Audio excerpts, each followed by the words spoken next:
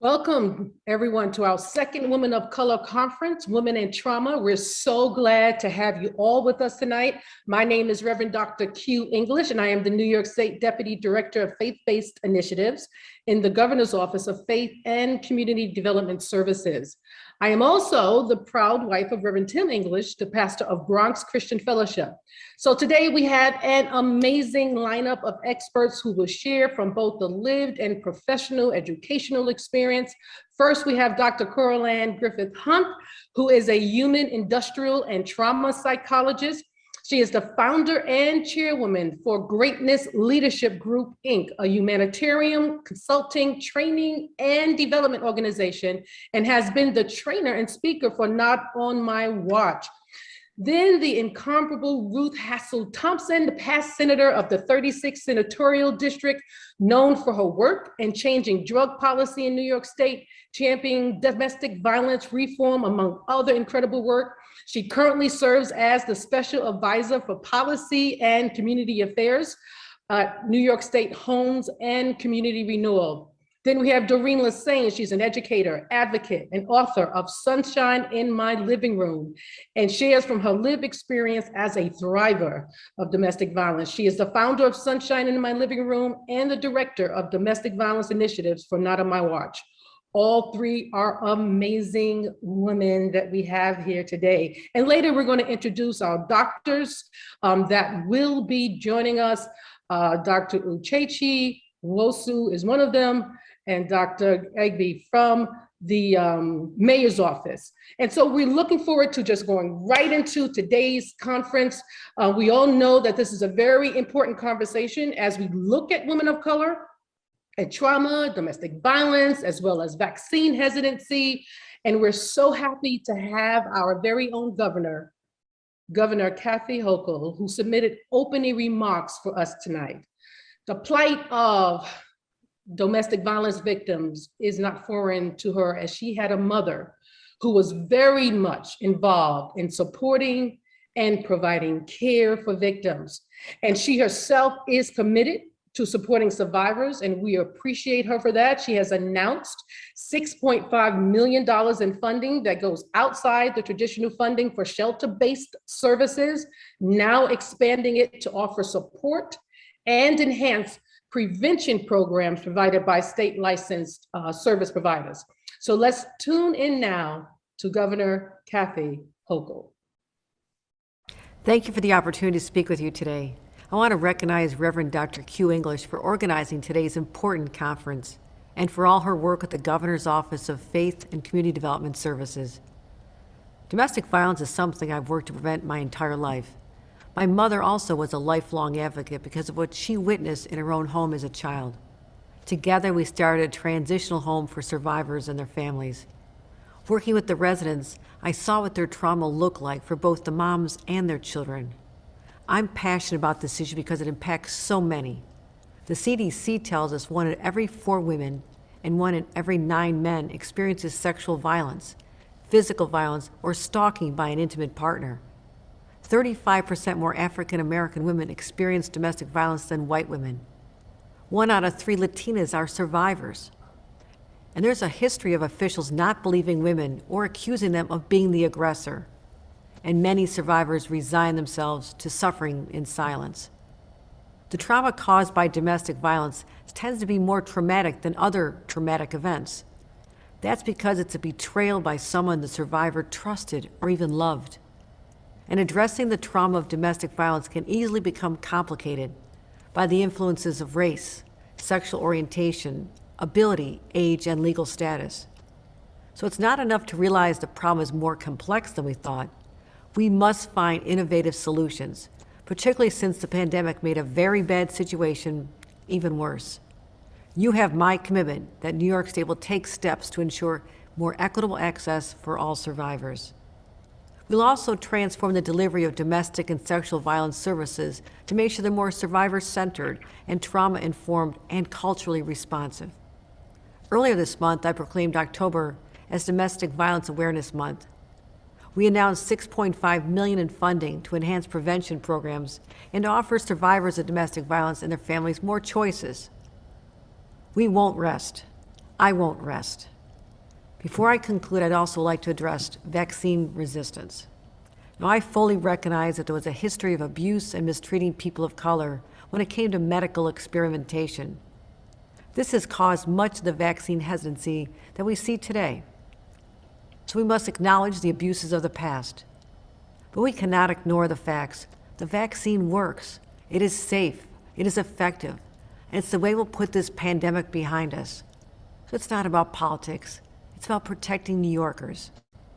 And we're so grateful for all you can do to share that message. I thank you. We absolutely appreciate the governor for her remarks and for her support for our Women of Color Conference.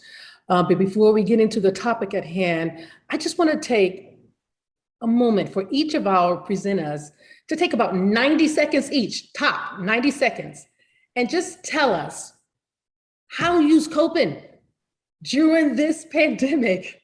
As a woman of color, I'm sure the audience will relate. I want to start with Senator Ruth Hassel Thompson, then bounce off to Dr. Hunt and then Doreen. Tell us how you coping. Good evening. 19 months ago, two of my sisters, both of who are ordained pastors, started a prayer line for our family members, and we're all over the world.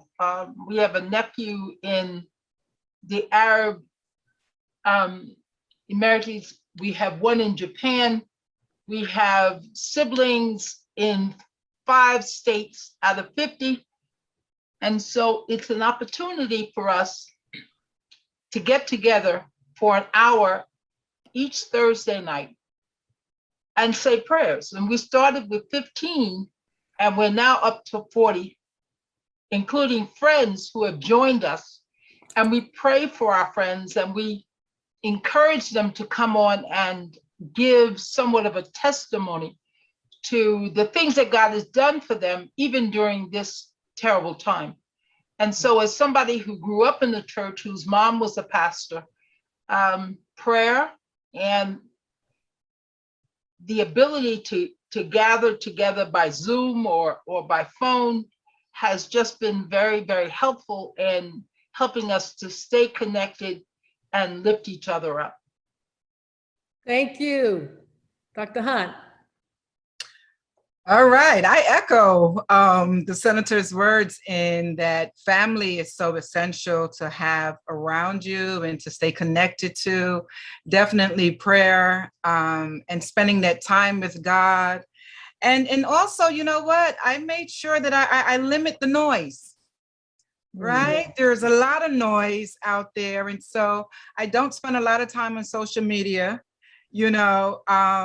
I take inventory on the information that comes my way.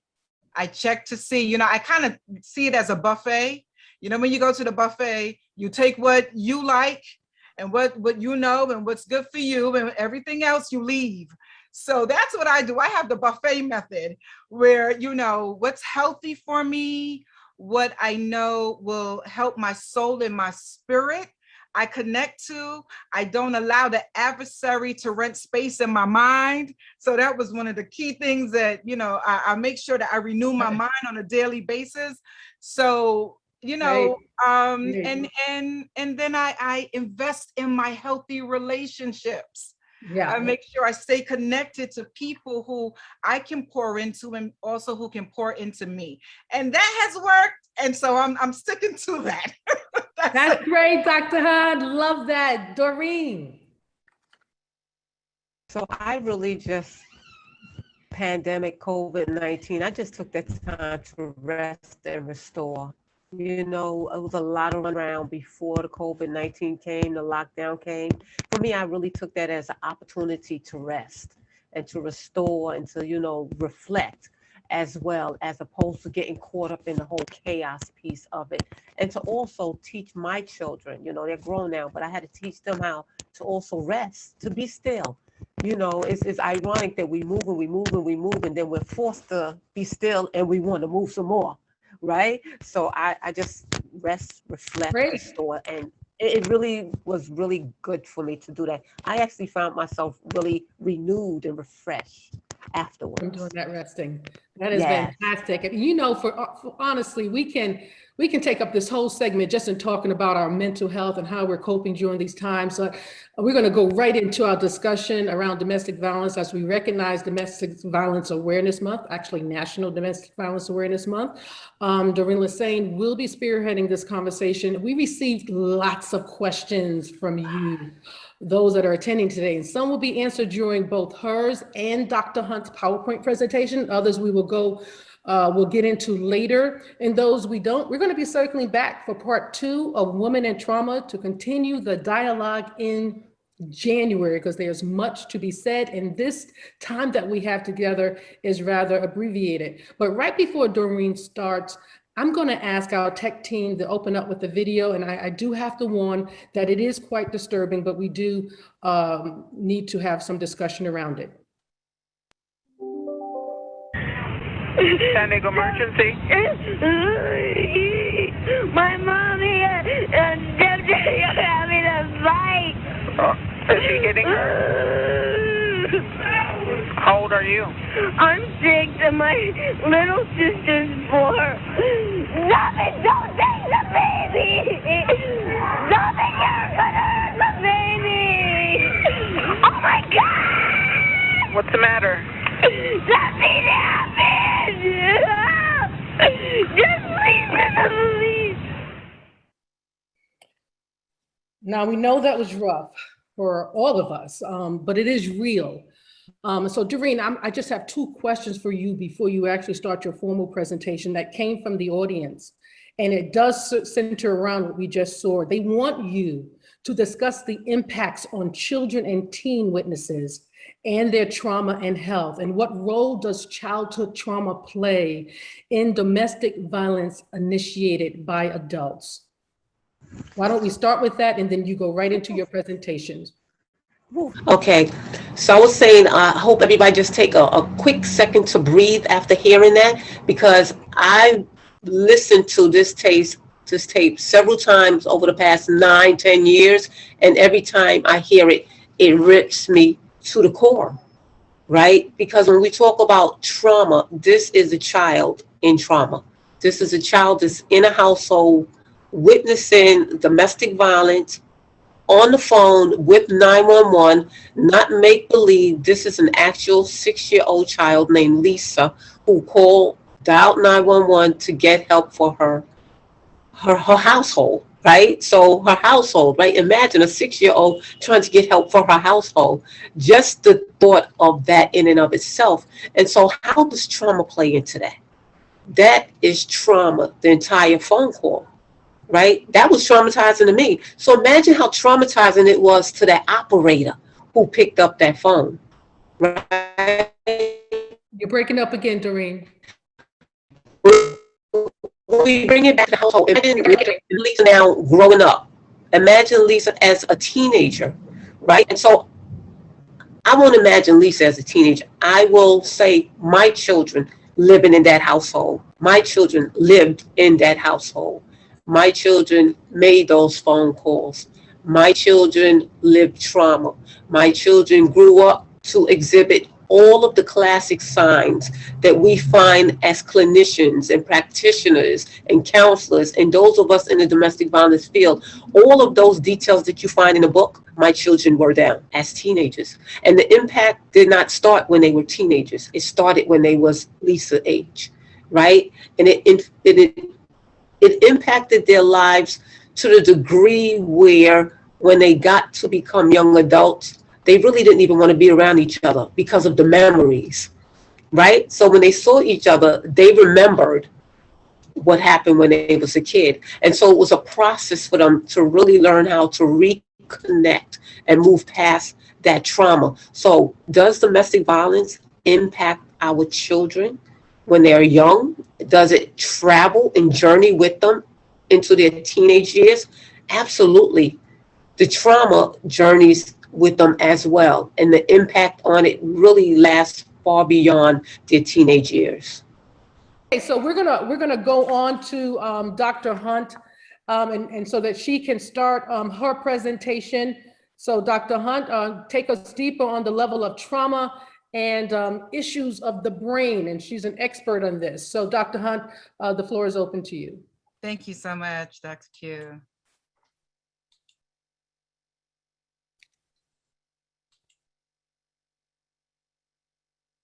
And I will share my screen.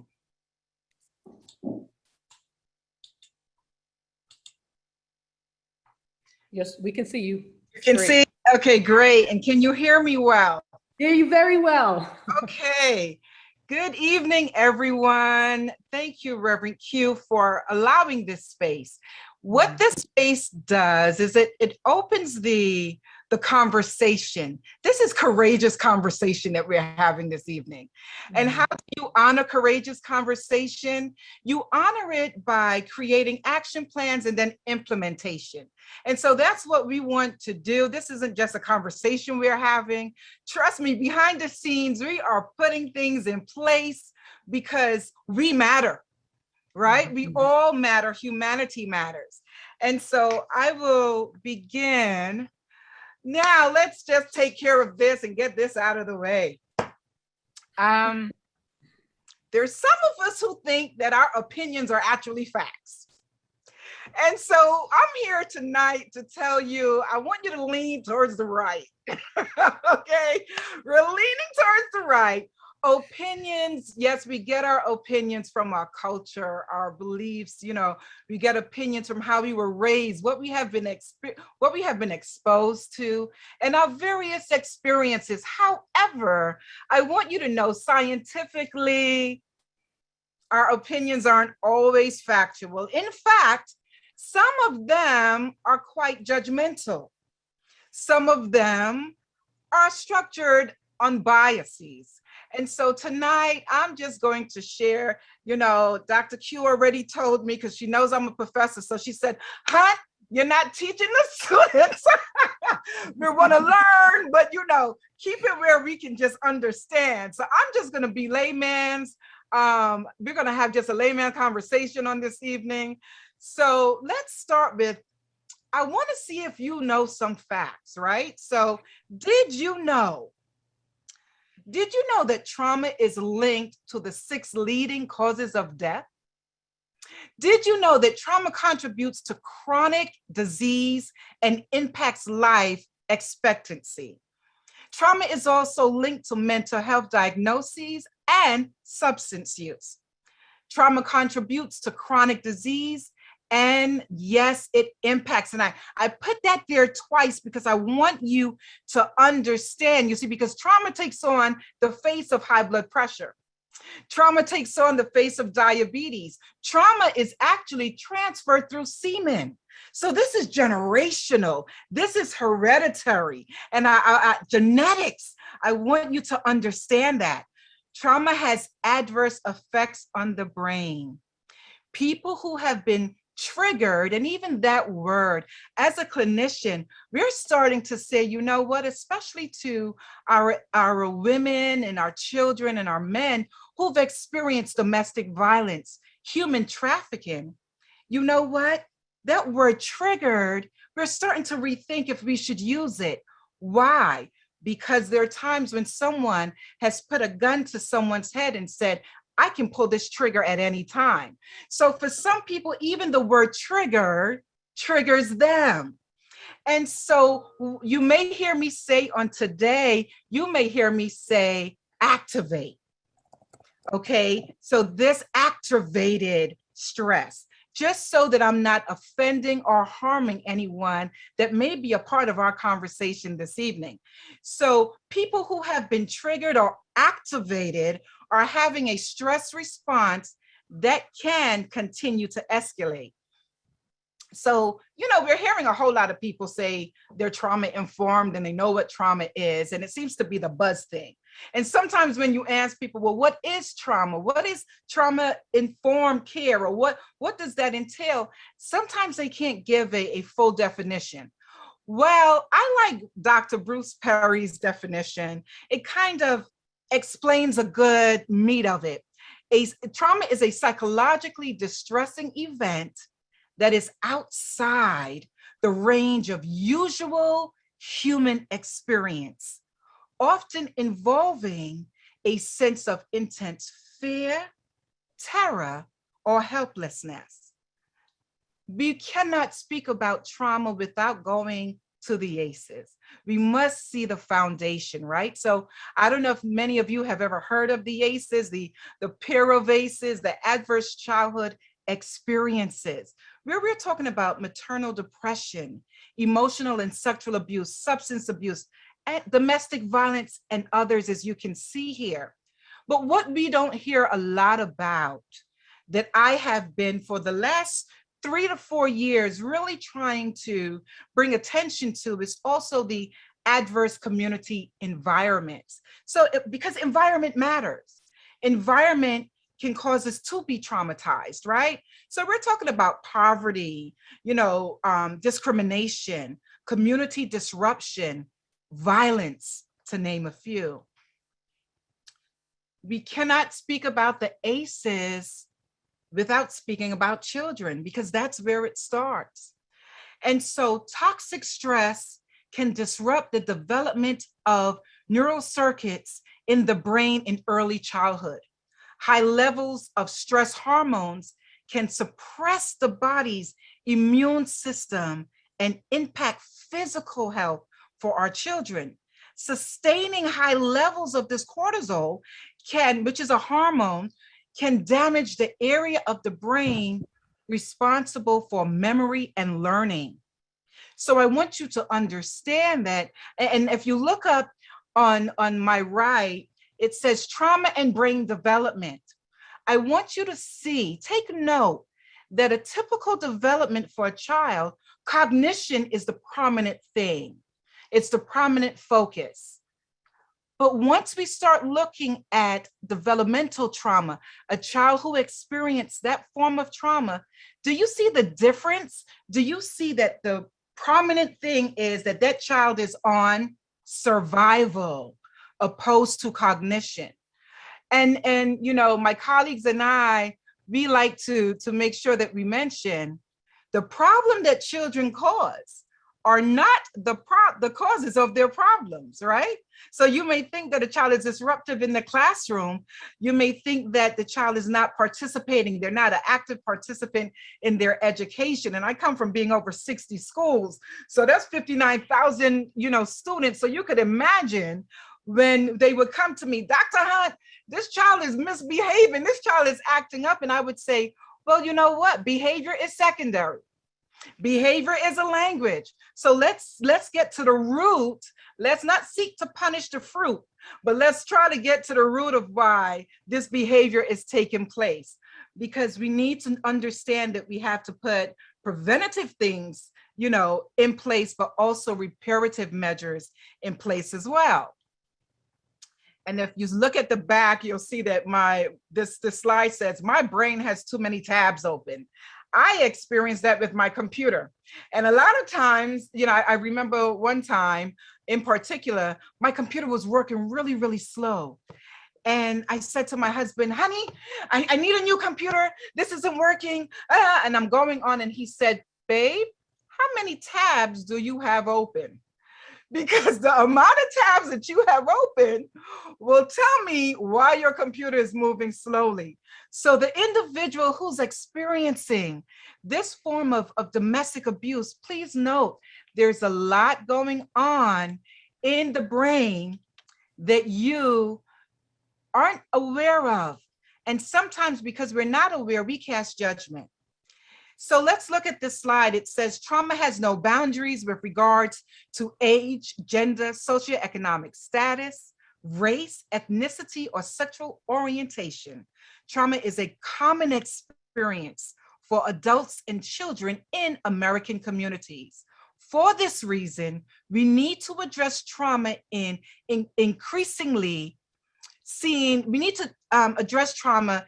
It's increasingly seen as an important part of effective behavioral health care and an integral part of the healing process. And how do we heal?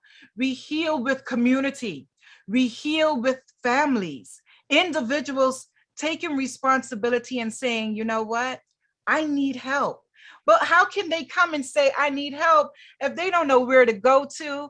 And also, if we continue with the narrative of one size fits all, let's do this quick fix.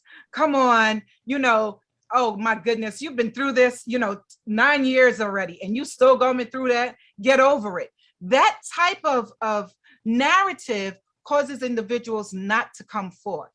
Okay, so let's look into this. The key to understanding trauma is finding out how the human brain responds to helplessness and how the helplessness engages our natural instincts of survival.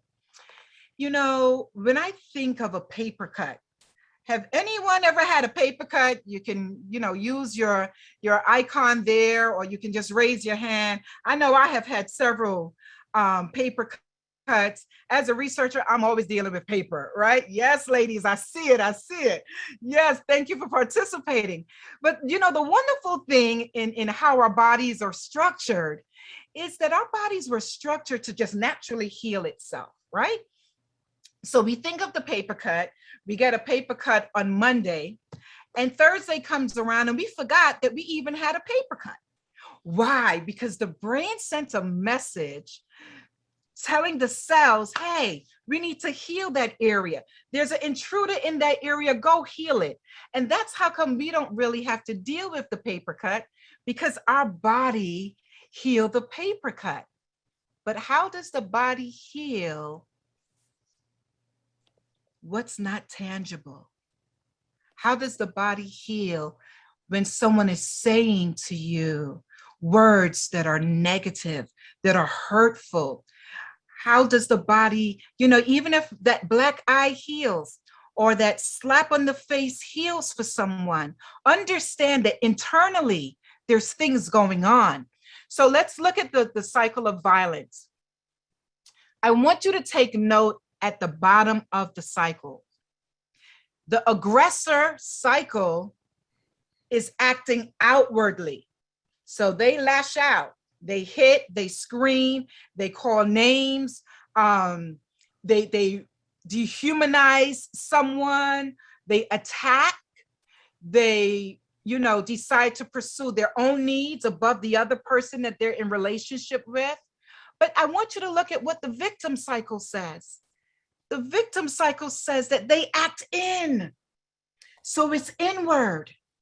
And so when it's inward, they're embarrassed, they suppress, they isolate. These individuals may isolate themselves. Your brain is always listening. Your brain is hearing everything that's said. When that person says to the woman or the man or the child, see what you made me do? They're blaming the person who's being victimized. You're worthless. Remember, your brain, your mind is listening.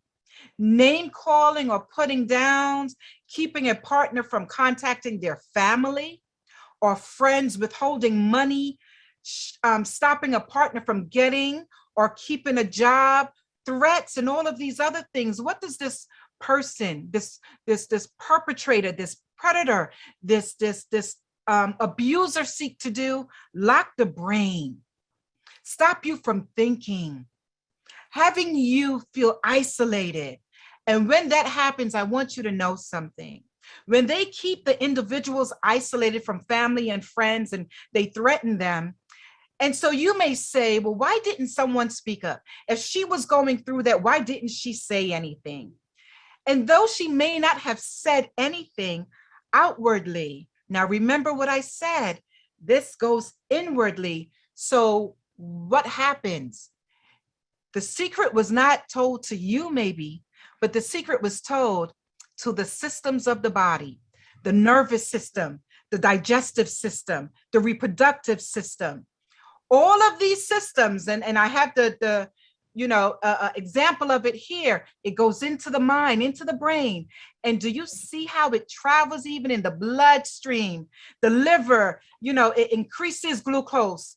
increased blood pressure, sweating, fast breathing, accelerate heart rate, digestive slows down. And so a lot of individuals that I come in contact with, they're also dealing with digestive issues, right? They're dealing with stress, reoccurrence of chronic pain and patterns, and, avoiding behaviors. Physical health now, let's talk about that. Fractures, why? Because as I said, individuals that are abused, a lot of the punches, the slaps, and I'm just going to be transparent to everyone that's here, the face is one of the key places that they are abused, where they are abused, I should say. So they're getting punched and they're getting, they're getting slapped and they're getting hit. Fractures, when they go into the ER, we're seeing a lot of fractures. We're also dealing with death, homicide. We're also dealing from a mental health perspective, PTSD, depression, anxiety, and also suicidal ideations with a plan, an intent, and a method. Reproductive system, issues with the reproductive health, pregnancies, HIV, sexually transmitted infections, UTIs, poor prenatal health. When trauma occurs, I want you to see that the more trauma you experience, the less your life expectancy is. You see how from 0 to where it says 80 years, 6+ took away 20 years of that person's life. So this is why we're talking about this. Let's look at the stress and unstressed brain. Now, when the brain is unstressed, it has tight control of thoughts, emotions, and actions, right? But once stress hits, there's weaker control of thoughts, of emotions, and of actions. We're looking at violence and the power and control and how it relates to the brain. So now you have a woman in this situation, and I'm saying a woman, but please note that, violence happens to men as well. Men are also abused, okay? There's something that comes up a lot, and that's called trauma bonding. Trauma bonding is loyalty to a person who is destructive. It occurs because of cycles of abuse followed by, so let me break it down to you like this. Because, a lot of people are like, well, I don't understand how, she could stay. I don't understand how they could still be together. Understand this. I love on you, then I beat you. Then I say, I'm sorry, I bought you something today. See what you made me do, baby? I can't control myself sometimes. Baby, you know I love you. Baby, I don't mean to do this. You just have to do things right. If you do things right, I won't get so upset. We hear that a lot. So now the woman internalizes, well, if I just, maybe if I would keep his food hot enough, or if I'll keep the children quiet, he won't get so disturbed. All of the cycles, because you know what?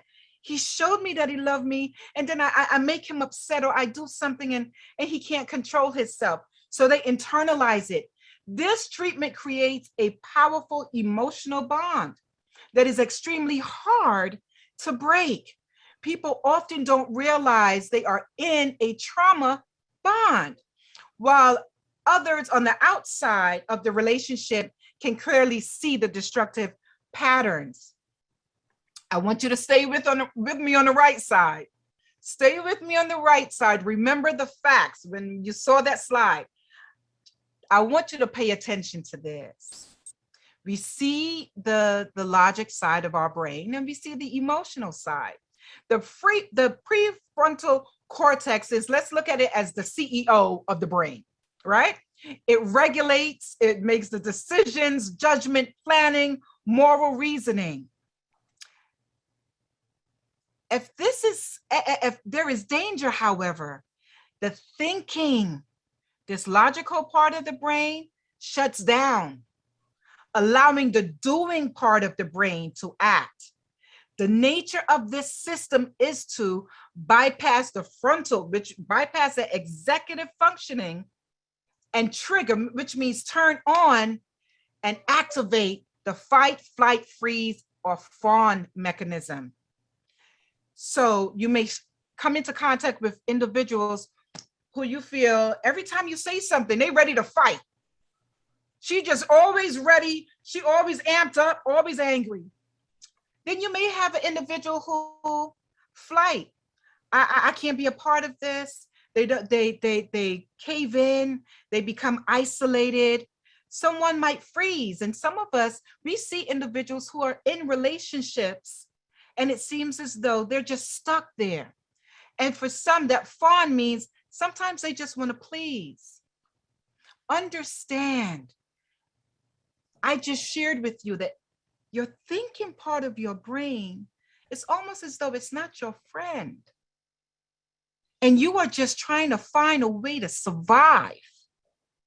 So though we may feel as though, oh, but if that was me, I wouldn't be in that. It's easy for you to say because you're using your thinking part of your brain.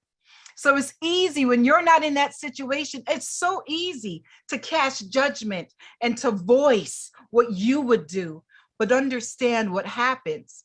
So let's say now that this person did, come out of that relationship. They're experiencing emotional flashbacks. And what is that? It's that sudden and often prolonged regressions to the overwhelming feeling states of your past trauma. In other words, just to break it down, my mind is replaying what my heart didn't delete. That's what's happening. Those intrusive thoughts are coming in, and these individuals do not know what to do, where to go. How do I deal with the intrusive thoughts, those thoughts of my past? I'm here to tell you tonight, though, healing is possible. It's real. The beautiful thing about this puzzle here is that you will see that though the colors are different, they each match to be able to bring healing to this brain. So the strategies as a clinician, the strategies we may use, depending on the person is different, but I want you to know that it can still happen. I want you to know that it is abnormal not to seek help. Normal, our body it is structured in relationship. The truth of the matter is, right? We are loved, we're created in relationship, we're loved in relationship. We are harmed in relationship, but we can only be healed through relationship. I like to look at this saying here that says, today I affirm dysfunction isn't love. Manipulation isn't love. Emotional, physical, and verbal abuse isn't love.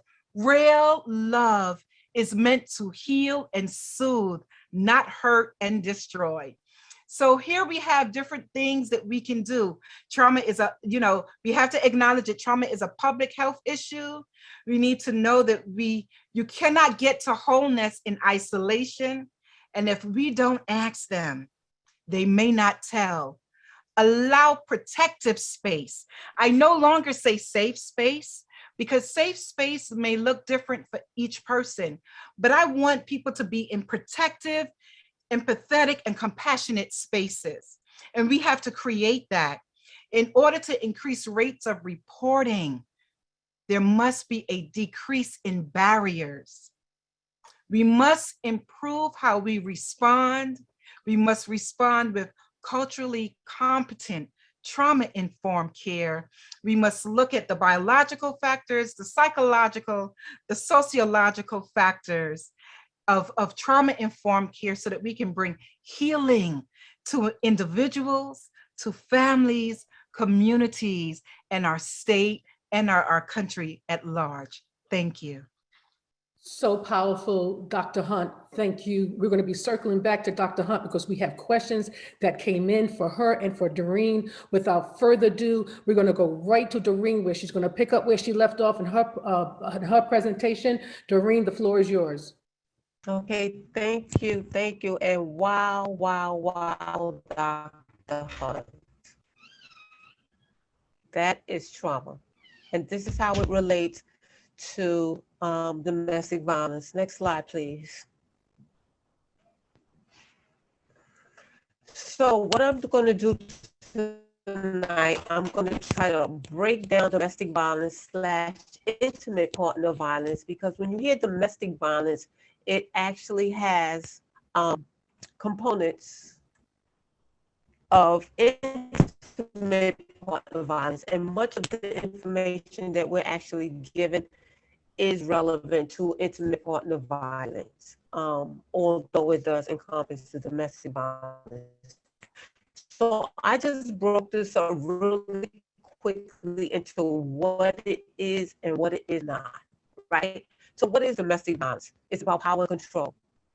Clear, cut, simple. Power and control, right? It comes in many forms, right? So when you think of domestic abuse, I want you to now remember this term, coercive control. That means the person is being controlled, but they're also being forced into doing a lot of things that they typically would not do. So we all always hear domestic violence and the difference between domestic violence and domestic abuse. Now I want you to think about what is the difference between domestic violence and coercive control. And remember, as Dr. Hunt said, the same way trauma does not discriminate, domestic violence doesn't discriminate. It does not discriminate. It does not care what a person's age is. It doesn't care where they live at. It doesn't care who you identify as. It doesn't care how much money you're making. It does not discriminate. And you know what? Ultimately, it doesn't even care that if you're Black. It doesn't care if you're Latina. It does not care. And that is so unfortunate.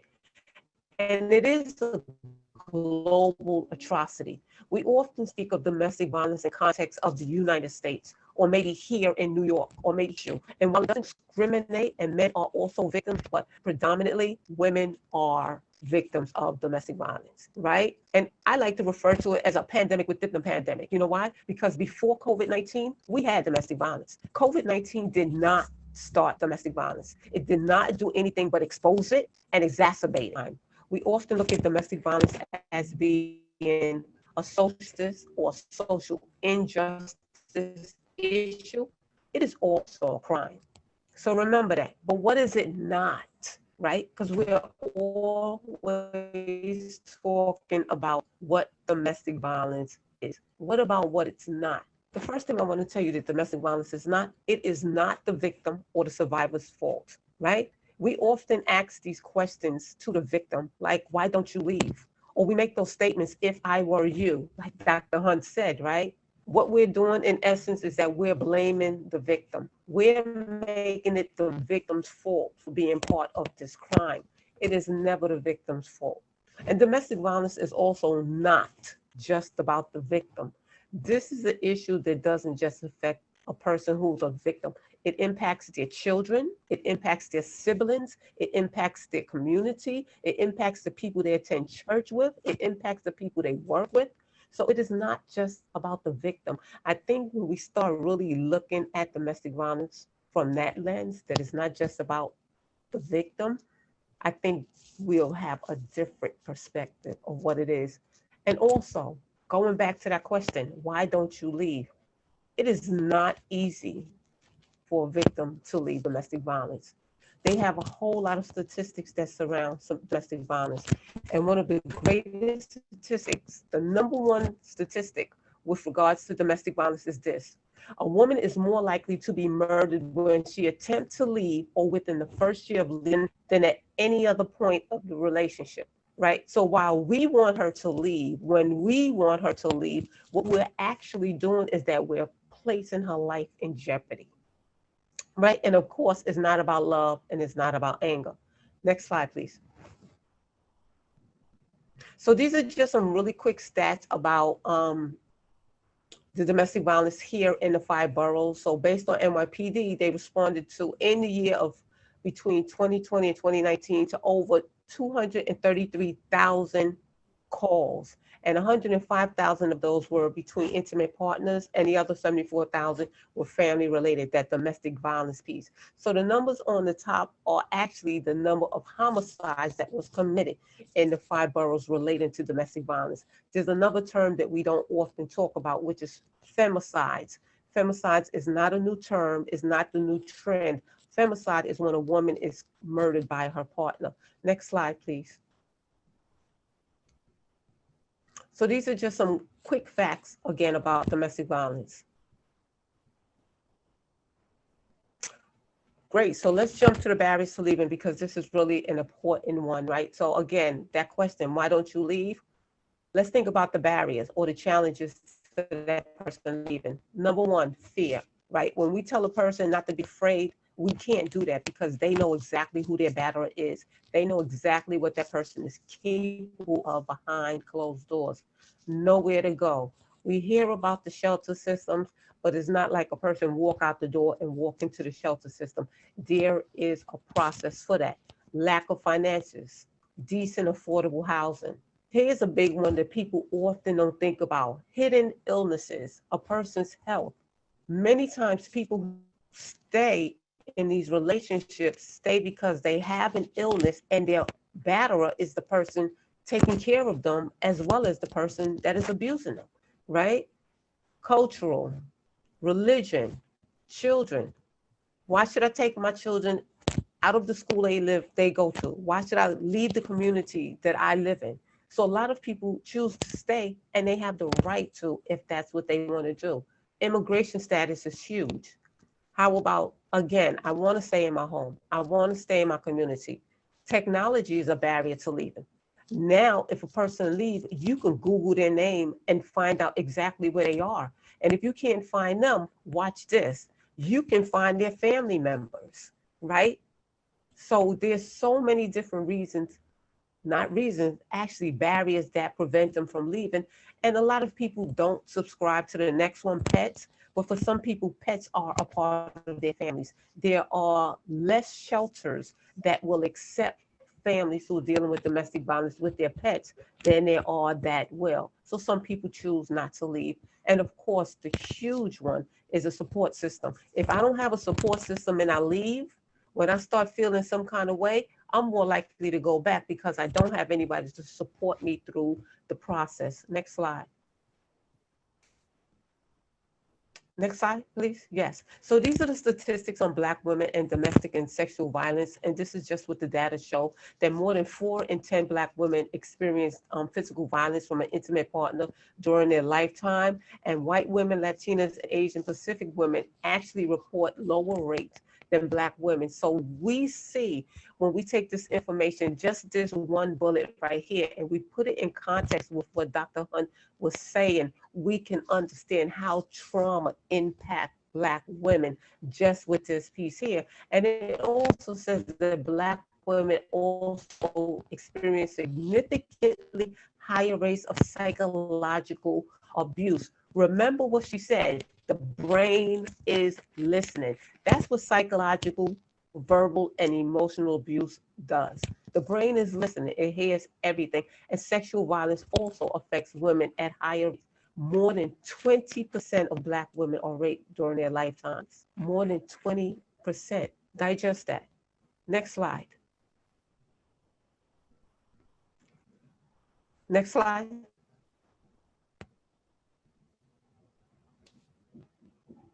So red flags. What are red flags? These are the warning signs. These are some indications that a person may have the tendency to abuse. Next slide. And more than often, we find these are the qualities or the characteristics. Isolate you from your friends and family, have access to your passwords or social media accounts and other electronics, keep tabs on their partner, abuse former partner, excessive calling and texting. And this one is one that really took me for a loop when a lot of the people I was coming in contact with told me. Partner must be on Duo and FaceTime even in the bathroom. If a person wants you to FaceTime them even while you're in the bathroom, while you're brushing your teeth, while you're taking a shower, while you're getting ready for bed, when you first get up in the morning, that is an indication that that person has a controlling nature. And I find that very, very, very disturbing to have to be on camera so that this person can monitor your every move. Next slide. Another one, convinces or compel partner to indulge in unwanted activities, including sex, is verbally or physically abusive. That's self-explanatory. The snatch is when you are having a conversation with this person and you walk away and they grab your arm and they stop you from walking away. Everybody have the right to walk away from a conversation. So the snatch, in essence, what it does is that it'll legally detain you. It prevents you from moving. You have the right to leave a space if you want to. Discount partner's opinions, feelings. Your feelings are invalidated. All decisions are made by one partner. And this is a big one. They give you a gift and then they get upset with you and they want to take it back. Right? So these are some of the red flags. They're not all of them. Next slide. So I put the pet there because I've had a lot of cases where clients were given dogs and then their dogs was actually abused in the process or taken back. So that's a gift. And this is just to speak to the men and shelter system. One of the questions we did get was about, so I see a question about the smart home and the home monitoring devices. I believe we're gonna add some more direct questions once we finish the slide, if Dr. Q, if I'm correct about that. So we'll definitely come back to that question about the smartphones. But this is just a snapshot of men in the shelter because there are a lot of questions about what are the resources for men. So the New York City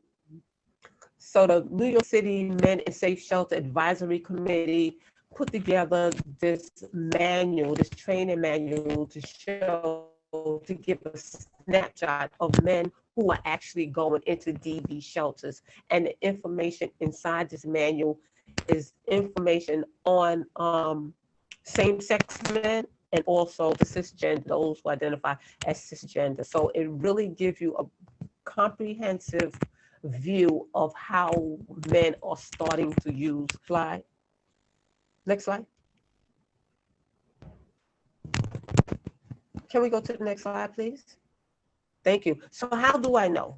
How do you know if you may be in an abusive relationship, right? If none of the red flags have stood out to you, how do you know? If you are being verbally abused, if you are being emotionally abused, if you are being psychologically, financially abused, you may be in an abusive, unhealthy relationship. Social sabotage. That means this person will try to cut off all of your social circles as a way of isolating you so that they can have full control over everything you do. Spiritual. Often abusers will take scriptures and use it against a victim as a way of controlling them, or actually using scripture to control them. When you're talking in terms of that. Sexual abuse, if you're being forced or coerced into doing things that you do not want to do, that you find degrading, but they insist that you go on and they insist that if you love them, you would do it for them anyway. Technological abuse goes to the question that was just asked about the smartphones. Right, so we have people who have those phones that you clap them together and one phone can take the information from the other phone, or you have the smart houses where the abusive partner controls all of the codes to the garage. They controls to the air conditioning, the heating. So everything inside the house is controlled by the abusive partner. Of course, the threatening, not just threatening to physically harm you, but often they will manipulate the feelings of the person by threatening to harm themselves. If you leave me, I will kill myself. You know that I can't live without you. That is a manipulative, controlling tactic that is used. And that goes back to what is called coercive control. And of course, unfortunately, the obvious one, the hitting, the pushing, the hair pulling, the pinning up against walls, cars. I put lockers because if a person is in the gym trying to change, right, and their partner coming in, why are you taking so long? Why did you come to the gym? Whatever. These different places, these different things. Strangulation. Please know that there is a difference between strangulation and a person choking you. And I say this for the fact that if you find yourself in an abusive relationship and you want to report it, you want to be accurate in how you describe what happened to you. Strangulation is when somebody takes their hands and put it around your neck and deprive you of your airway. Choking is when you have something in your mouth, your food, or you swallow is an object. So there's a difference. With respect to domestic violence, the correct term is strangulation, that he strangled me as opposed to he choked me. And so a lot of people don't know, so that when they do report and those reports are written, they're not written correctly, right? Spitting, right? Nasty, but that's part of also a tactic that an abuser will use. They will spit on their partners as a way of showing them, I'm in control of the situation. Restraining and detaining a person from leaving a space again is really illegal. It's called illegal detaining. And the snatch that I talk about, you want to leave after having a disagreement and they grab you by your arm and forbid you to leave. So how do I know? Some of these things, these are not all of them, but these are some ways a person can kind of get an idea, if they are experiencing them, that they may be in an abusive relationship. So how do we respond? What is supportive? And being supportive is not just supporting the victim, but it's also the community that supports as well. Being compassionate, right? Active listening. Active listening means that you're going to spend more time listening to what that person is saying versus you trying to come with answers to everything they're saying. Validating their fears and their feelings. If somebody tell you that they're afraid, please don't tell them they don't have anything to be afraid of, because their batterer might be the one at home with the gun that when they come in, that's the one who's putting the loaded gun in their mouth telling them, look what I can do to you. So they know exactly what this person is capable of. And so their feelings of fear is real for them. Just validate it. I can understand how you might be afraid. Something as simple as that. Express empathy, not sympathy. Be empathetic toward what they're going through, and please respect their decisions. All of the decisions they make, you may not like them, but guess what? The decisions they are making, they're making them from a place of survival. They know what they need to stay alive, and they know what they need to do to keep from being abused physically again. So their decisions, every decision they make is based on the response or the reaction of their abuser. You may not like it, please respect it. To support them, there's some things you can do that are not supportive. So can we click that and that'll come up, please? Yeah, we do have to transition. We're behind in our Q&A, but yeah, let's go to the next slide. Okay. We can go over the resources in chat. Yeah, we can go over that in chat. Okay. They're going to actually deposit the resources in chat so we can eliminate the PowerPoint. Doreen and Dr. Hunt, this was nothing short of amazing and incredible. We have to have a part 2 and probably a part 3, but we're going to go right into the Q&A. And these are all the questions that we've been asking has come directly from those that are participating. And I'm going to hit the first question to for both Doreen and Dr. Hunt. How has violence against women changed throughout history? Is there a theme or themes? Has it really changed, the violence against women? And you've got to make it very quick and concise answers. So I really want to get through as many of these as we can. And then that way, what we are able to do is type up the answers and then send it to them as a Word doc for the questions we don't get to. So whoever would like to answer that will be fine. Okay, I don't think it's really changed. I think what has changed is the amount of services and legislation, but I think the violence is still here. Okay. Doreen and Dr. Hunt, are there any trainings being provided to police officers with regards to how to assess DV situations and how to remove an individual from a potential violent occurrence? And Doreen, you may have to go take your camera and remove it because you sound better when your camera is off, even though your face is beautiful. Okay. Go ahead, Doreen.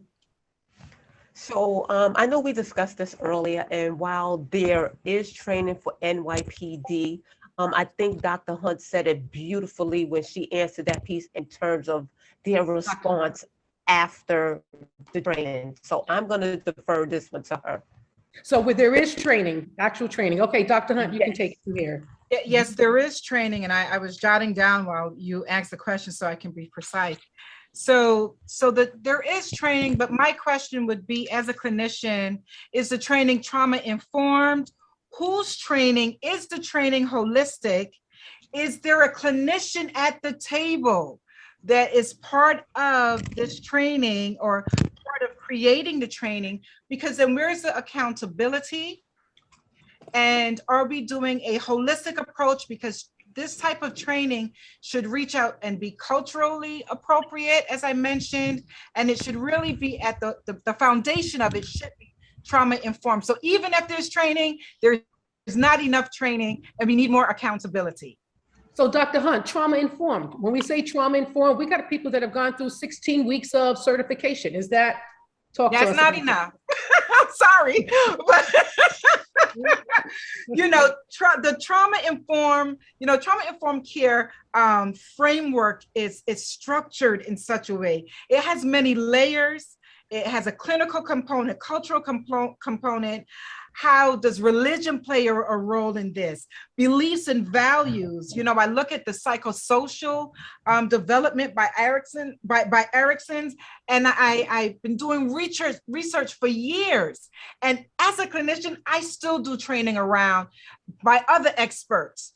So we need to understand that we have to meet people in a holistic way, and 16 weeks or a 5-week training does not an expert make you. Okay, I mean, you're informed, but you're not an expert in the area. Absolutely not. Now, tell me, as we go down these questions, and I'm going to keep it rolling with you right now. What services are there for survivors who are suffering from PTSD or who have developed mental illnesses? Okay, so I will say this. There's services, and a lot of these services are provided to you through going to your clinician.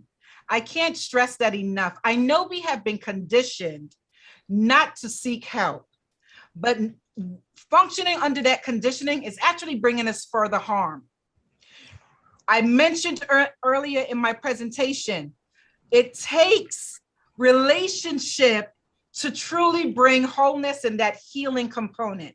And so it's important that if you are in need of assistance, that you reach out. Now, I'll tell you this, when you go to your primary care physician, you'll see that they ask you a question like, do you feel safe at home? And they ask a whole lot of questions, and we feel like they're being intrusive. It's like, yo, mind your business, right? I've had a lot of clients say to me, why do they ask me so much questions? Dr. Hunt, why you? It's because we need to make sure that you're in protective space. And something that we've noticed that we're doing across the country and internationally, we're showing the signs to our clinicians. We're training women and individuals to show the sign. And I want to show you what it looks like. So your hand is up like this. In order for them to acknowledge, your hand has to be up like this. You bring your thumb in and you bring those fingers down. And that's for law enforcement? And law enforcement should be able to acknowledge this as well. What that is saying is, I am in an unsafe space, but I can't tell you it right now. Because the person who could be abusing me or bringing harm could be actually with me at this appointment. Gotcha. That's a way for us to know. Okay, thank you, Dr. Hunt. Doreen, I'm hopping to you from some of these questions that have come in. How was sexual violence impacted by COVID-19, as concise as possible? How was sexual violence impacted by COVID-19? Well, because all of the services was closed up because everybody was in lockdown. Of course, those who were sexually assaulted, just like those who experienced domestic violence, did not get adequate care. They did not get adequate care in terms of medical, and they did not get adequate care in terms of the psychological help that they need as well. Okay, now let's move over to the co-parenting. Doreen, how do we co-parent with an abuser when you are actively practicing healing? Very carefully and with a third party. What I say with a third party is that if they have court visitations, you do not have a choice but to allow them to see that child. So what you do, you come up with a third party method. Either you drop the child off at school, they pick the children up, or you drop the children off at the local police precinct, they pick the children up. When it's time for them to bring the children back, they reverse it, because the whole goal is for you to stay safe so you can continue to love your child and you can continue to heal. I'm going to put this to both of you. How do you envision a community free from violence? How do you envision it? Doreen and then Hunt, or Hunt and Doreen? I envision a community free from violence when the community as a whole recognize that they are dealing with trauma, right? There is trauma that spills out of all of these households coming into the street. And there are so many people who do not even recognize, number one, that they are experiencing trauma, or as Dr. Hunt said, they are in that space where they were taught not to get help, right? So how do we have a community without violence and without trauma? We need to approach it. We need to accept it. We need to look at some sort of accountability in terms of what do I need to do to get to a place of wellness. Let me throw this last question to Dr. Hunt, and then we're going to circle back to some of these questions. When are we able to be normal, as I am a survivor, not a victim? Dr. Hunt. I will say this, great question, but what is normal? Normal is different for each person. I'll use myself as an example. 7 years ago, I was diagnosed with breast cancer. My normal is not your normal. It may not be another woman's normal that's on the line, but it's what's normal for me. It's what's correct for me. It's what's healthy for me to see my doctors every 6 months. Some of you don't go to doctors every 6 months. What I want you to understand is, and to really hold on to, is that we're not asking you to have a lived experience that someone else is going through. Your lived experience is your lived experience. Function in your new normal. So if you are out of that type of relationship, you're living in a new normal now. What will it take for you to thrive? Connect yourself with individuals that can help to take you through, to propel you forward. But please do not buy into that there is this one collective normal that we all have to function in. We are individuals and we have individual experiences, and we have to see that it's okay for me not to respond or live like you, but it doesn't mean that it's wrong. Wow. Wow, these are powerful. We're going to come back to some of these questions. I want to move on right now. We have a force to be reckoned with. We will look at policy. We have a forerunner, a force to be reckoned with, who has championed women issues across our state. Senator, as you hear from these individuals today, as you've heard from, talk to me about what we are missing as it relates to policy. What more can we do to enforce these laws that may have been written and passed, but not enforced? Tell us what we can do. Well, good evening again, and to both Doreen and to Dr. Hunt. We passed legislation in 2009, signed into law during Domestic Violence Awareness Month by then Governor David Patterson. And interestingly enough, you know, I came to this issue as the Senate side author of the majority of the bills. It was a series of bills, an omnibus bill, because as you look at the different aspects that you've discussed tonight, you see that not any one law could respond to all the different facets that are a part of domestic violence. But I came to it as a former nurse, as someone who worked in the drug treatment community for 25 years. And so I brought a therapeutic perspective to it for the very first time. But that's a very difficult thing to do when you're in an environment with lawyers and people who don't understand the therapeutic side of it. And I was really totally fascinated by Dr. Hunt's presentation that helped me, even with all the experience and knowledge I think I have, to really pinpoint why it was even more important that we deal with with legislation from the perspective of the person who is being victimized, the perspective of the children involved, the perspective of the housing situation during and after, ensuring that there was money and time appropriate for shelters, and then how do we transition them into safe housing after the shelter period has ended? I mean, and education, what happens when these are young women who have been homemakers and are suddenly thrust out on their own with no skills, no experience? How do we deal with that? How do we also deal with landlords who, even after sometimes they have moved away, they get evicted because of too many police visits? I mean, all of these it almost became overwhelming when we began to talk about what should this bill look like. And so that there are 4 aspects of the bill that we attempted to attack, but certainly the first one was to ensure that it was clearly understood by all in the state of New York that violence was unacceptable. That was number 1.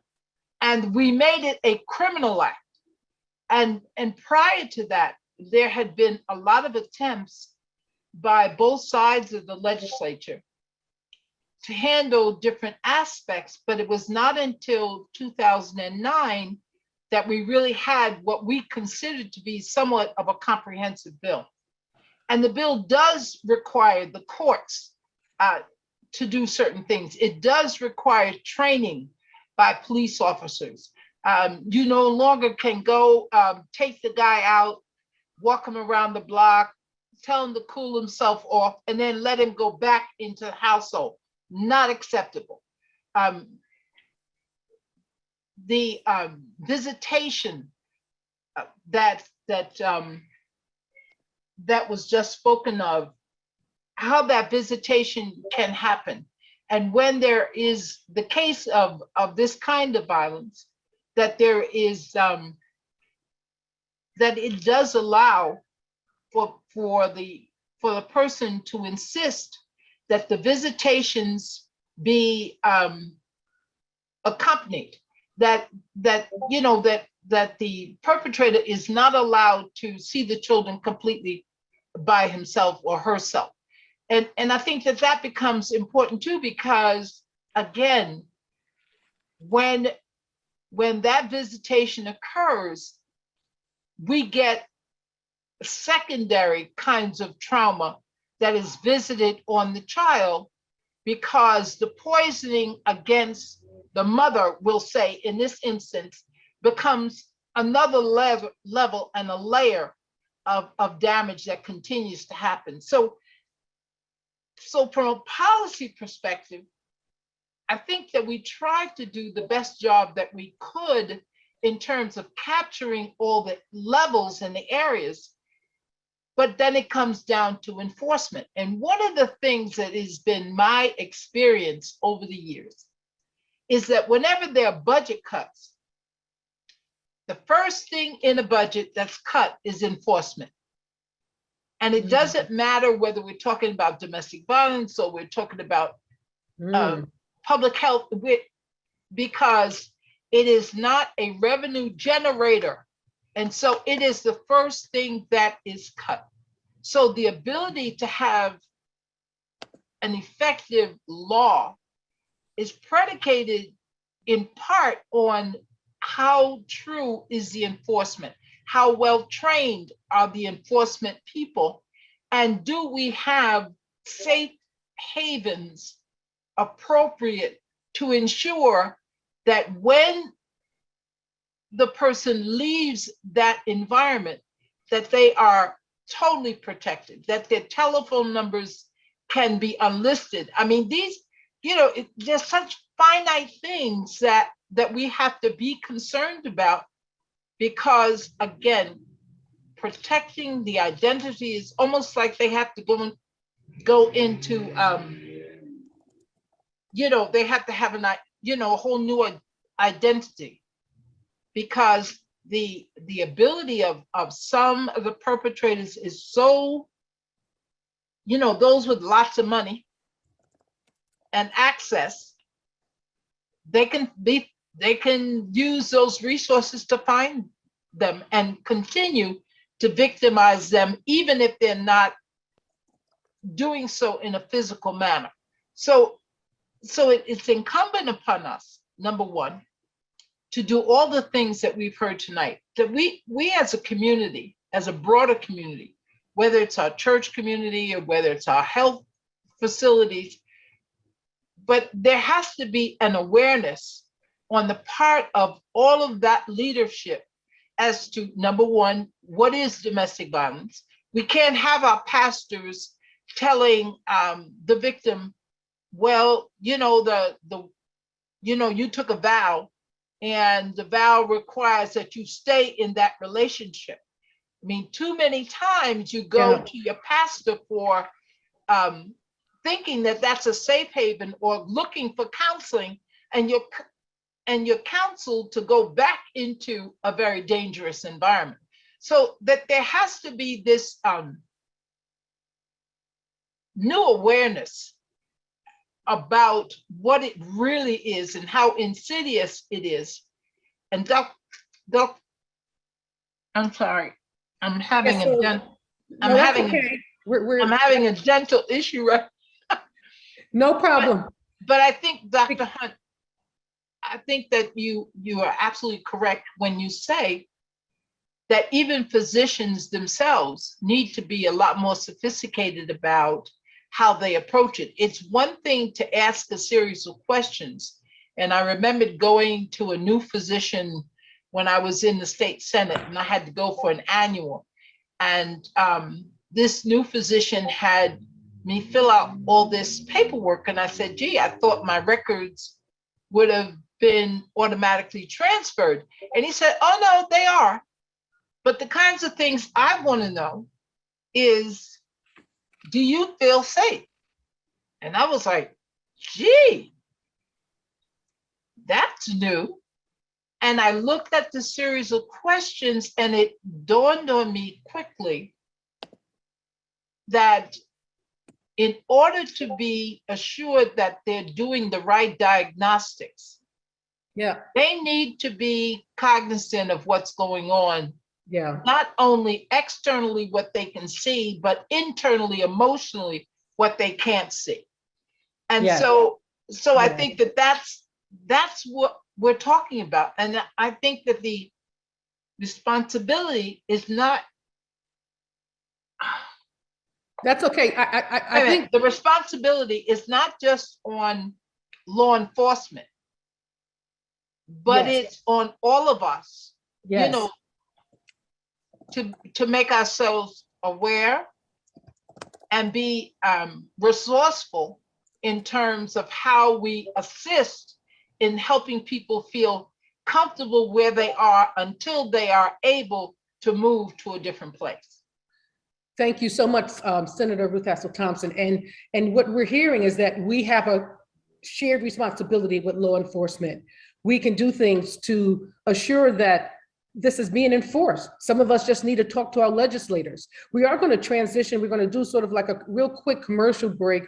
We do have a special guest on by the name of Dr. Sandra Gibson that's just going to give 2 minutes. She's one of our co-sponsors she's the chair of the National Council of Negro Women Human Trafficking Committee, but she's going to have an announcement regarding domestic violence and violence against women of color she would like to share at this time on the NCNW's Red Campaign. Dr. Gibson?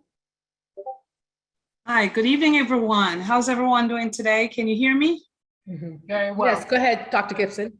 First of all, I want to thank Dr. Q English and all the amazing presenters for presenting tonight, for bringing awareness to domestic violence. As we continue to bring awareness to domestic violence, I would like to let you know that the African Renaissance Diaspora Network has launched a major campaign, and this campaign is called the Red Card Campaign. They have partnered with FIFA, Webster University, National Council of Negro Women, and some other NGOs into giving a red card to anyone who has done any kind of discrimination or violence against women or girls. Now tonight, what I would like you to do is Sandra Maria Anderson would post in the chat how you can sign this red card, sign this pledge for us to get 1 million signature. The website is www.redcard.com.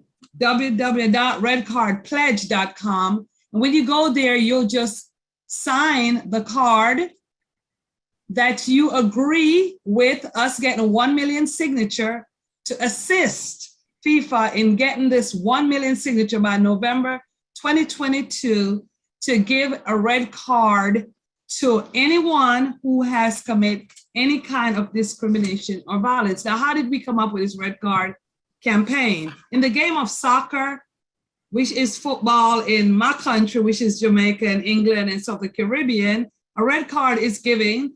It's a rule in the game that the red card is given to any player that has committed any kind of fraction against another player. Automatically, that player will be rejected from the game, and the ref can go directly to the red card. The player's behavior and conduct is unacceptable. They will be ejected from the game. So that's how we came up with a red card campaign. And as I asked you kindly to help us to get that 1 million signature. Yesterday we had a meeting and we are at 3,000. So we got a long way to go. So tell your friends and family to log on to www.redcardpledge.com and sign that signature. We need your signature. On behalf of my prestigious chair, Dr. Janetta Cole, and my lovely executive director, Janice Matthews, I don't know if they're on here tonight, and all my NCNW fellow members who are on here, I just would like to say thank you so much for what you do. And thank you, Senator. Thank you, everyone who's here tonight who have played a part into bring awareness to domestic violence in this month of October 2021. Thank you again and enjoy the rest of your evening. Thank you, Dr. Gibson. Some of you know that we had a little bit of technical difficulties earlier and Doreen came back on. So hopefully you can stay on just a few minutes longer as we get through some important conversations. We're going to move over now into the conversation with our doctors. Again, thank you, Dr. Gibson, and thank you for the great work that you're doing. We had so many questions submitted that we don't have time to answer them all, but what we're doing is compiling the answers in a document for the questions you asked that is going to be emailed to everyone who registered, particularly as it relates to vaccination. And now if you did not register and you simply joined via a link, and you would like a copy of the answered questions, then please drop your name and email address in the chat. Also, we have a 2-question survey that our tech team is dropping in the chat right now that we need you to complete as we work toward providing more content for you in the near future. Again, before you leave, please take a moment and please answer these 2 short multiple choice questions. We really appreciate it. So our next guest, Dr. Uchechi Wosu, is a practicing physician in the greater metropolitan area. And we also have with her New York City Department of Health and Mental Hygiene Assistant Commissioner, Dr. Alusimbo Irge, who has made it her mandate to educate and address vaccination hesitancy. We welcome them both to the conversation. Again, because there are so many questions, instead of a formal presentation, I've asked them to answer the questions that have been submitted by our audience, you being the important elements of and participants of this conference. So let us go directly into the question. I'm going to start with you, Dr. Wosu, and if we can just be as concise as possible. Are there any medical risks with taking the flu, shingles, and booster in the same time frame? Sure. First of all, thank you so much, Dr. English, for having me. I love educating, especially, women of color. So I think this is a great format to have. In addition to the wonderful information I learned about domestic violence. And I'm a physician and I took away so much. So thank you so much to the presenters. It was quite amazing. And I will share this information with some of my colleagues, which I thought was great. Is there an issue taking the vaccines? Flu season is upon us. It's usually from October to about March. It extends now into April. And so a lot of people who are getting COVID vaccines and flu shots and shingle shots want to know, can they take it all at the same time? Well, the answer is yes, you can. There's no contraindication to taking multiple vaccines at the same time. However, just as my preference, sometimes it's best to try to do them separate because I know for me, I have 2 arms only, and it is a little sore. And so you probably want to have your body time to just heal from one or the other. But if there's a situation where it's hard for you to get into the doctor's office to go back for another vaccine, you absolutely can take them at the same time. Are there medical complications where even with the shot, your chance of getting COVID are high? That is yes. There are some complications. If you are severely immunosuppressed and your body does not have the ability to develop sufficient antibodies to fight off any virus for that matter, including COVID-19, then taking a vaccine can, you may not have the same response as someone who is not immunosuppressed. And so taking it is better than not, of course. However, you may not have the same response as someone else, which is why they have another shot. And they don't even call it a booster for them. They actually call it a 3rd shot. For that particular category of people, they need a 3rd shot, not a booster.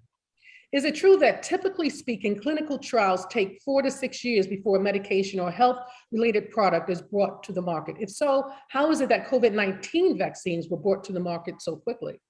That's an excellent question. And it really depends on what is being developed at the time. And so in the case of the Pfizer and Moderna vaccine, everyone was like, oh my gosh, it was, they just created it in less than a year. It's out into the arms of everyone. However, the mRNA vaccine, the technology for it has been studied for over 20 years. So it wasn't something that they just woke up and said, you know what, we're going to create an mRNA vaccine. This vaccine has been in development for years, over a decade, and it was actually studied for the rabies vaccine. So the technology was already there. And because of the urgency of the matter, with now over 700,000 people who have died from this pandemic, they needed a way to execute a plan. And because the technology was there, they did not have to wait to harvest, eggs from chickens like we do with the flu shot.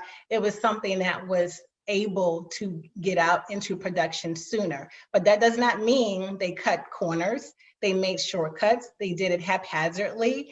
They did everything they were supposed to do, all of their due diligence to create a safe, quality, effective vaccine. Thank you, Dr. Wuso. Dr. Irge, and thank you so much for joining us. Are the booster dose the same as the one of the original vaccinations? Yes or no? The booster doses, is it the same? Yes, it is. Yes, it is the same vaccine. Okay.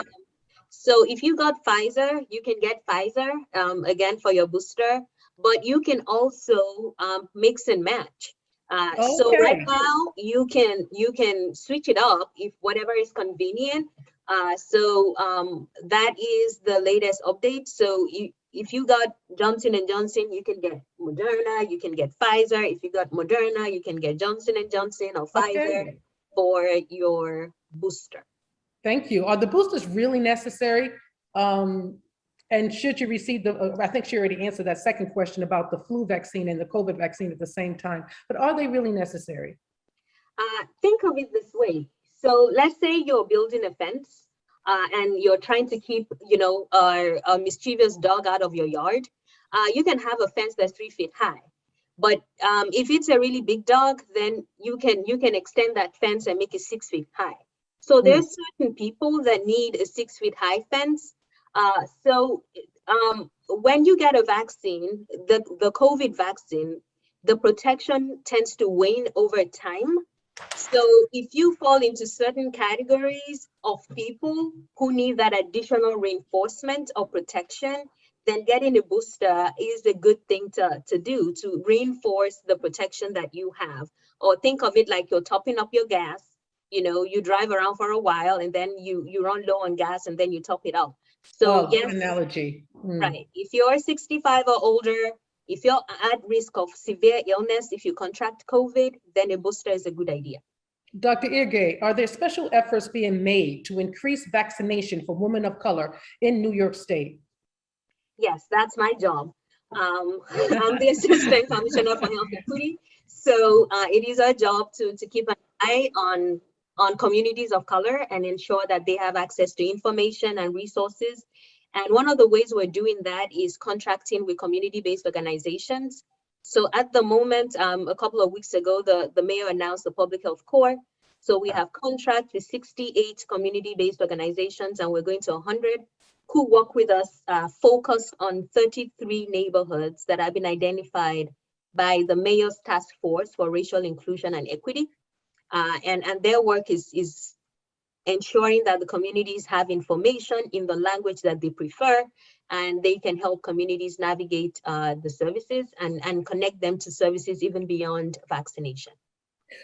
I'm going to pose this to you, Dr. Irgay, then I'm going to go to Dr. Wosu. Are there vitamin or mineral supplements that individuals of all ages, with or without pre-existing health conditions, can take to enhance the efficacy of available vaccines? Does vitamin D or zinc help improve one's immune system and by extension, the efficacy of available vaccines?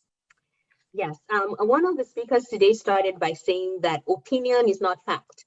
People have different opinions, but the way we make recommendation is based on scientific evidence. At the moment, we don't have any data that shows that a particular vitamin increases the efficacy of the vaccine. So it is good to eat well, a balanced, healthy diet. It is good to exercise, but we don't have any data that shows that prevents infection or that there is a particular vitamin or herbal supplement that prevents infection with COVID or enhances the efficacy of the vaccine. While we move on to Dr. Wosu, Dr. Irgay, would you mind dropping in the chat a place where there will be a resource for those that are listening with the Department of Health? Dr. Wosu, for individuals that are not sick enough to be hospitalized for COVID-19, yet they have COVID-19, what is the injection they can receive? And so they're probably referring to the monoclonal antibody. This, I know we do it here for people who have mild to moderate symptoms and not severe symptoms. So as an outpatient, they can get an infusion of the monoclonal antibody to help them fight the infection so that it doesn't progress to more severe complications. How does the vaccine, Dr. Wosu, for COVID-19 change how a regular cold expresses itself in the body?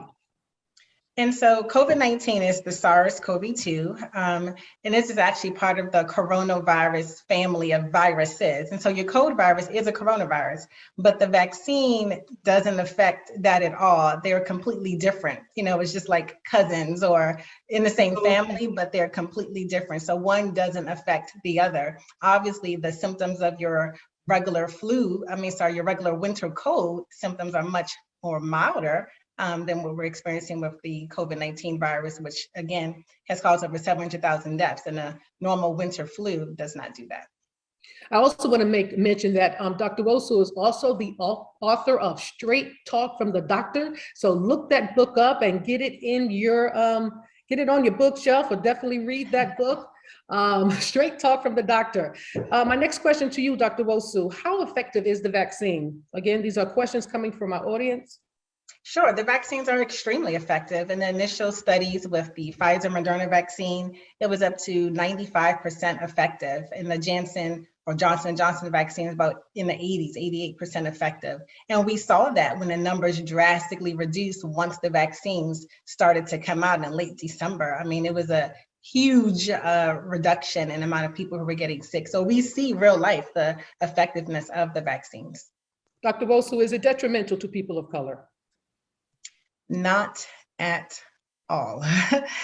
Not at all. It's not, you know, people say, do they go back and get a different vaccine when the Black people come and give us something different? It's the same vaccine. And fortunately, we were included in all of the studies that occurred with Pfizer, Moderna, and Johnson & Johnson. It was an ethnically diverse group of people who volunteered to be in this study, and we were a part of it. So they did study it on us too, to make sure that, again, it was a vaccine of quality, effectiveness, and safety. Thank you. Dr. Eargay, back to you. Is there any data available regarding the effects of COVID-19 vaccines on pregnant or menstruating women? Is it true that a small number of women who had experienced menopause began to have their cycles again following the receipt of one of the approved COVID vaccines? If so, how do medical professionals explain this? So menstrual cycle changes can be caused by many factors. It can be caused by stress. It can be caused by changes in sleep, diet, environment, lifestyle. And all of this, you know, these changes are common during the COVID-19 pandemic. Right now, we don't have any data that ties the vaccine directly to menstrual changes.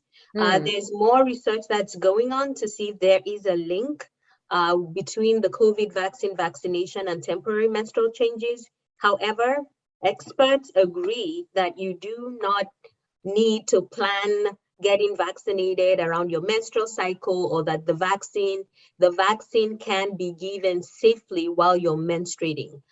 We at this time do not have any conclusive data that shows that the vaccine starts menstruation after menopause, but there is ongoing research to find out more. Okay, what is the difference between emergency use authorization and approval by the FDA when it comes to any product? Right. I know that's something that trips people up. I like to use an analogy. If you apply to college, you can do early decision or you can do regular decision. Now the question is the criteria different? When you ask admission officers, they'll say for the most part, no.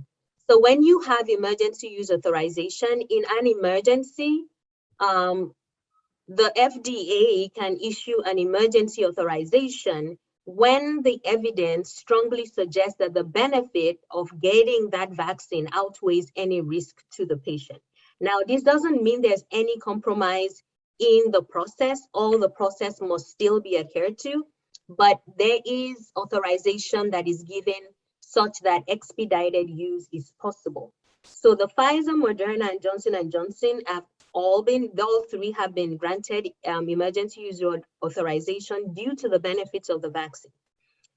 All the vaccines must go through the same clinical trials as all other vaccines, but the data continues to be monitored for a period. So August 23rd this year, FDA approved Pfizer, gave the full approval for Pfizer because it was the first to be given an EUA. Moderna has started the application process for full licensure, and Johnson & Johnson is expected to apply once they have followed the clinical trial participants for a longer period of time. So there is no compromise in the process at all, and emergency use authorization indicates that the benefits of the vaccine far outweigh any potential risk. Okay, how many vaccinated persons have passed away? That's an interesting question. So The data that we have from the CDC, the CDC investigates reports of death after COVID vaccination that is submitted through the Vaccine Adverse Events reporting system.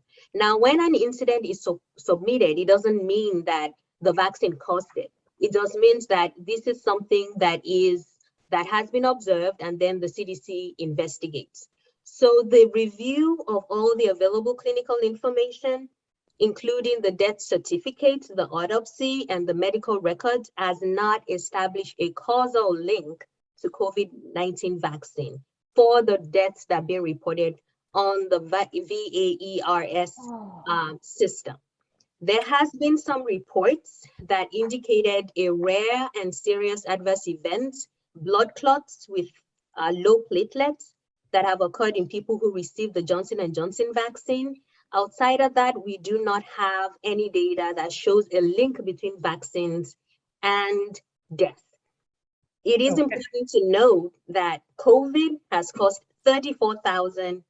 over 34,000 deaths in New York City alone, over 700,000 in the United States. And we know very clearly that the COVID vaccine has prevented so many deaths and kept a lot of people out of hospital. So we want to encourage people that this is what is keeping people out of hospital and keeping people from dying. It is not what is causing people to die. COVID is what is causing people to die. As we look at our Black and Brown community, Dr. Irgay, in New York State, how are we faring in the vaccination compared to the other people from the BIPOC communities? Yeah, so for my work in health equity, that is a huge concern for me. And for our unit and for the Center for Health Equity and Community Wellness, the COVID pandemic has had the most impact on communities of color. Those who are Black and Latino have had more cases, more hospitalizations, and more deaths from COVID than any other group in the city of New York. However, when we look at vaccination coverage and who is protected now, if we were to have another full-blown wave of COVID, the question is, are we protected? If we were the ones that were hospitalized and died at higher numbers, are we protected from any new wave of COVID? The answer right now is we still have less than 50% of Black New Yorkers protected from COVID. And for Latino, we're doing well. For those who are Latino New Yorkers, the numbers are increasing. The coverage of vaccination is 67% among Latino New Yorkers. And those who are Asian are at 84% vaccination coverage. So we have a lot of work to do to build confidence in the Black community and to help people feel safe with making this decision. We understand that it comes from a place of abundance of caution because of the experiences we have had. I've had a lot about trauma today. So we are very careful about jumping on any bandwagon because of the experiences that communities of color have had. But we also want to encourage people that we have been the most impacted and we don't want to remain the least protected. And so we are getting information out there, helping to answer questions, to help people feel safe and elevating the testimonials and experiences of those who have taken this vaccine and are doing well. Thank you, Dr. Irgay. Right before I turn it over to Dr. Wosu, I just have one more question. You talked about a lot of work to do to build confidence. How do we build confidence in our young adults to get vaccinated, as it now is required for more job duties? Dr. Irgay. Yes, confidence comes from trust. You know, people need to believe that the medical system and the government has their best interest at heart. And so we are doing the hard work of showing how the vaccine has been effective in protecting our communities, elevating community voices and experiences, and helping people to see the benefit. If we have something that can prevent people from dying, that can prevent premature mortality, then we have a moral and ethical responsibility to make sure everybody knows that. So people say, why are you being so aggressive? I say, I'm a mother.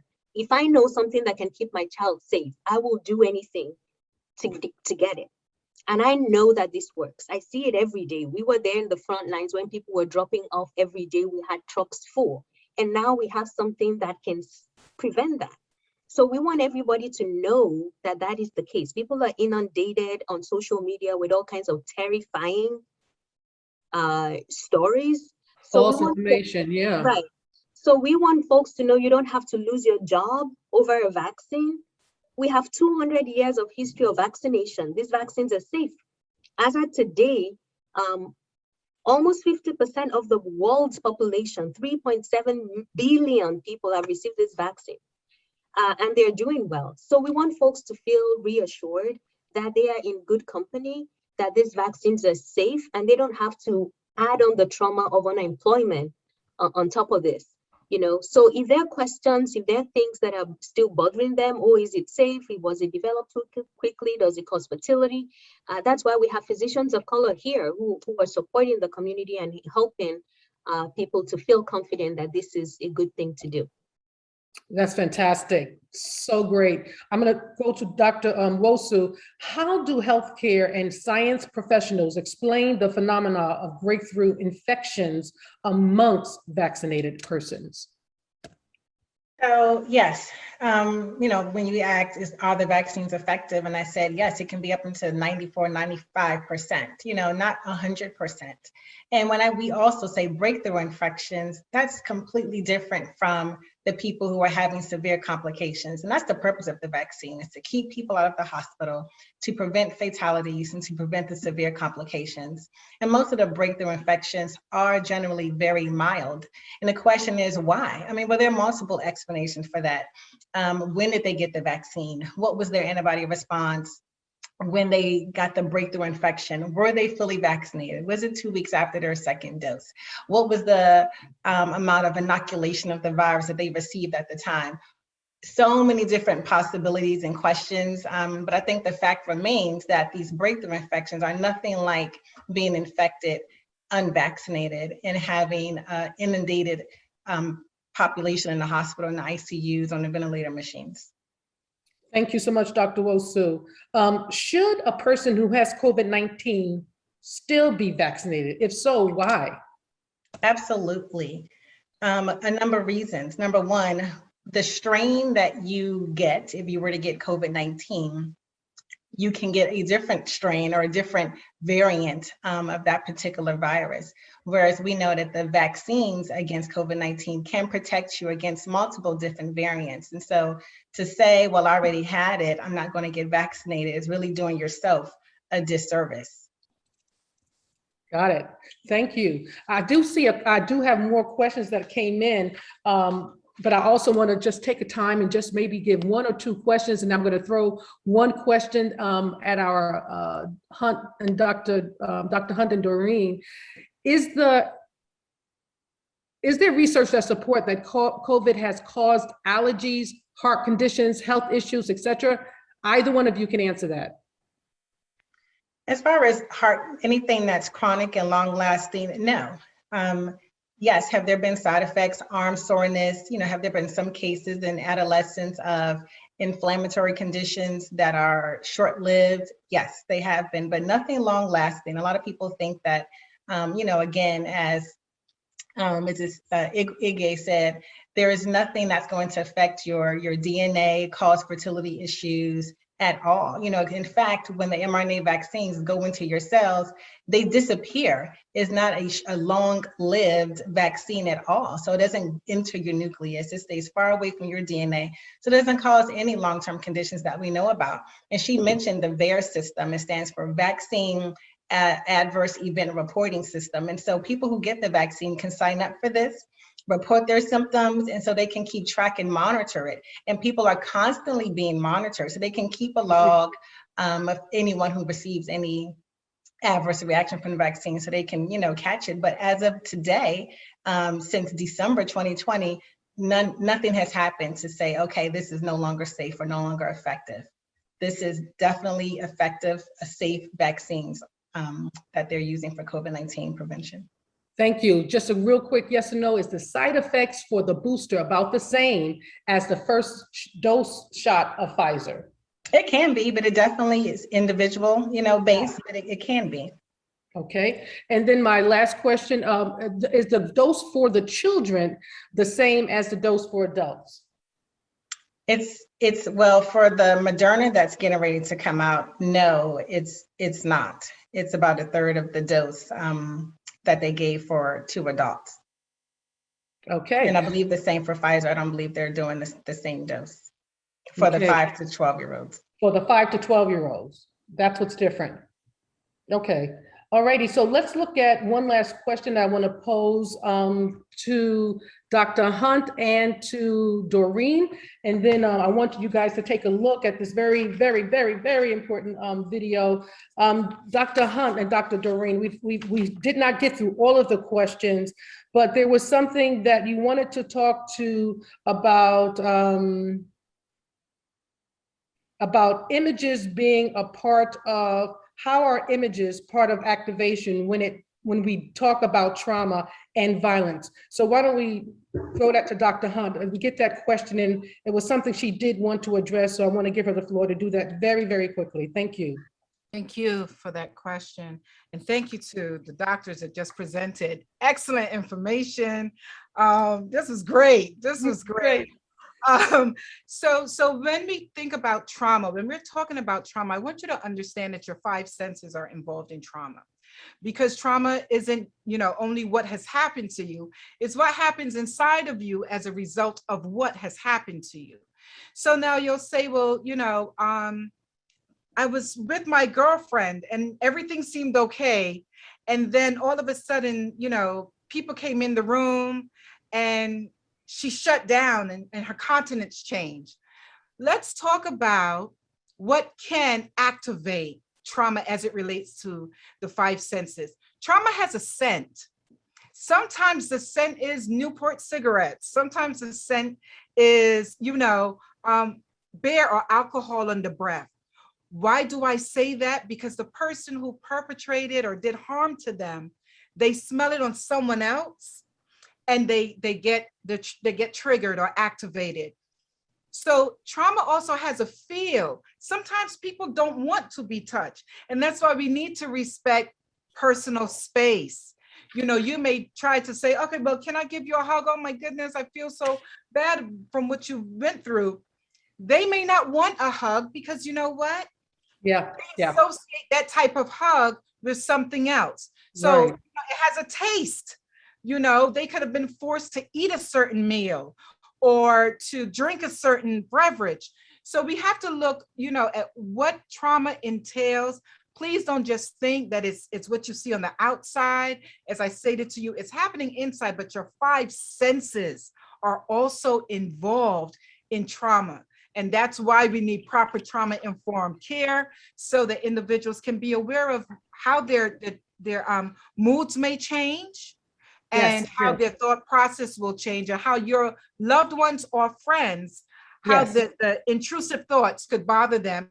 It's because of things that's happening in their 5 senses as well. Thank you, Dr. Q. Dr. Hunt, powerful. Doreen, powerful.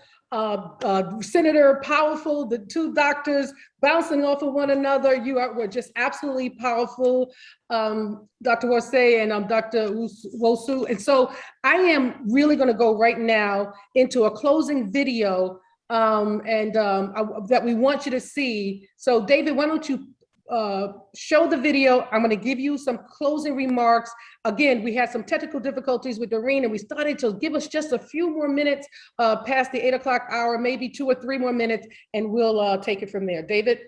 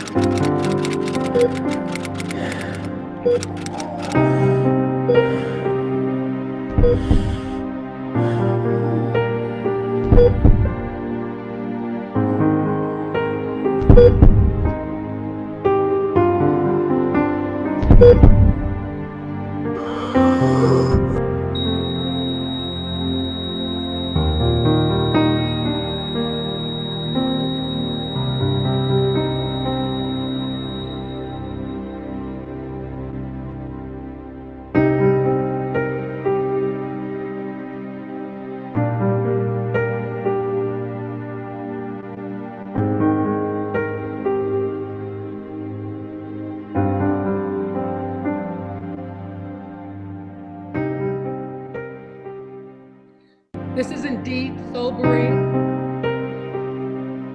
but statistics have proven that the new pandemic is that among the unvaccinated. And the deaths that we are seeing from COVID or its variant Delta, 99% at least, has been among the unvaccinated. So let's just think about that. So a lot of information was shared tonight. More needs to be done for victims and survivors of domestic violence, more understanding and training on trauma-informed care, and recognizing we're not qualified simply because we received a certificate. It goes deeper. We recognize tonight that much more resources are needed for women of color. Senator Ruth put it down in that area. We need community advocacy and policy enforcement. So please avail yourself to the resources provided right now. We're just dropping a few resources. This is definitely not all of them being dropped in the chat. And know that we are going to work on doing more. We're going to be continuing this conversation in January. So mark your calendar. It's going to be powerful. We're going to send out a link ahead of time for you to register. Forgive us for some of you that had to be bounced off and then came back on. But in the meantime, please take a moment to complete our 2-question survey. Very important. We really need to hear from you. I want to thank our co-sponsors for the evening, Homes and Community Renewal Agency, the Federation of Protestant Welfare Agencies, the Ad Council, Values Partnership, the Bronx Christian Fellowship Cancel COVID campaign. That was the video that was created by them, and the National Council of Negro Women. Thank you for our incredible tech team, David Vassell and Sandrine Holloway. Again, hats off to the incredible speakers and presenters tonight. You have enlightened us, you have educated us, and we're better for it. Stay safe and good night. We're going to leave it open for a while. We're not going to close down because we wanted you to take time to get that link out of the chat so that you can answer the 2-question survey. So we'll be open for just a few moments. Thank you.